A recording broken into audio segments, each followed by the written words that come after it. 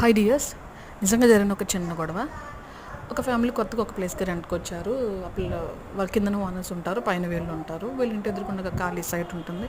వీళ్ళ వ్యాపారానికి సంబంధించిన వెహికల్స్ అన్నీ అక్కడే ఉంటాయి. అలానే దాని పక్కన ఒక చిన్న పాన్ షాప్ ఉంటుంది. అయితే పాన్ షాప్లో ఈవినింగ్ అయ్యేటప్పటికి చాలామంది జెంట్స్ వచ్చి డ్రింక్ చేస్తూ ఉంటారు.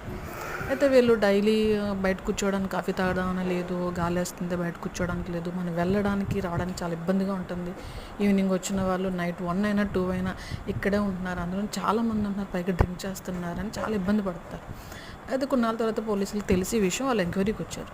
ఎంక్వైరీకి వచ్చిన తర్వాత అందరిని అడిగినట్టు వీళ్ళని అడిగారు, ఇక్కడ ఏమైనా న్యూసెన్స్ జరుగుతుందో, వీళ్ళందరూ డ్రింక్ చేస్తున్నారు కదా, ఇది అలా చేయకూడదు కదా అని చెప్పేసి అడిగితే, లేదండి ఇక్కడ అలా అంటే ఏం జరగట్లేదండి, వాళ్ళు పాన్ షాప్ రన్ చేసుకుంటున్నారు, మా వెహికల్స్ అక్కడే ఉన్నాయి పక్కన, చాలామంది వస్తారు వెళ్ళిపోతారండి, అలాంటిది ఏం లేదండి. ఎందుకు అలా చెప్పారు?